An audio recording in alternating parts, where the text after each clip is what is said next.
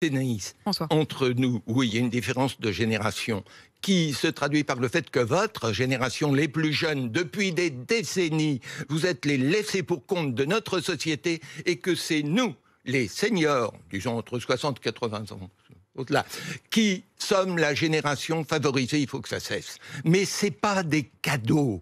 Les programmes, aujourd'hui, c'est plus que des cadeaux que l'on donne aux uns aux autres. Allez, les profs, on double. Je vous ai montré que le problème des profs, il ne se réduit pas au salaire. Et qu'on ne peut pas simplement dire « Oui, c'est scandaleux, les profs en Allemagne, ils gagnent beaucoup plus. Oui, mais ils ne travaillent pas dans les mêmes conditions. » Et il faut changer les conditions de travail à l'éducation nationale pour augmenter les profs. Vous comprenez? Il ne suffit pas. Les programmes, ce ne sont pas des cadeaux. Les cadeaux, c'est la plaie les programmes électoraux des campagnes électorales. Il faut beaucoup de mesures pour faire une politique. On ne fait rien en donnant simplement de l'argent. Alors, déjà, j'ai envie de reprendre un propos que vous dites, c'est le choc des générations. Mais pas du tout.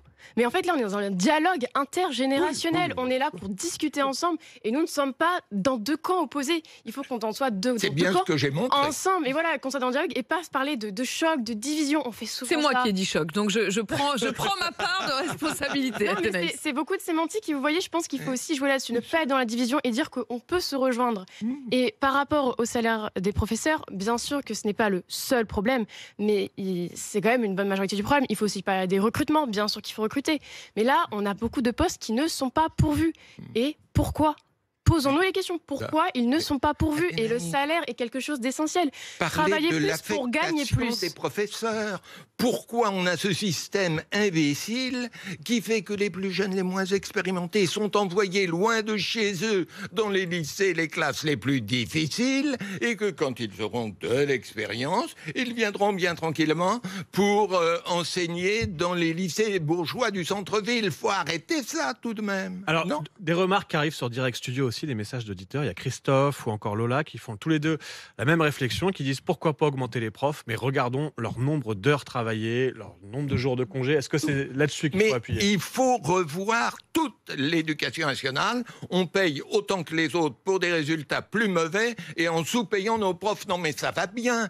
Et donc on ne va pas simplement augmenter. Bien sûr qu'il faudra les augmenter, mais il faudra aussi changer les conditions de travail, les conditions de fonctionnement. Et donc ils travaillent plus. L'éducation nationale ne fonctionne pas. Mais justement, c'est un système travailler plus pour gagner plus, ça ne fonctionne pas dans ce système. Pourquoi? Déjà dans le primaire, il n'y a pas d'heures sup.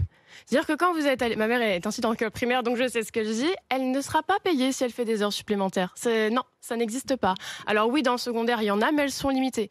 Donc en fait, que vous passiez 10 minutes sur une copie, ou que vous y passiez 1 heure, que vous fassiez une annotation, bien, que vous écriviez des détails extra sur la copie, vous ne serez pas payé plus. Et d'ailleurs, c'est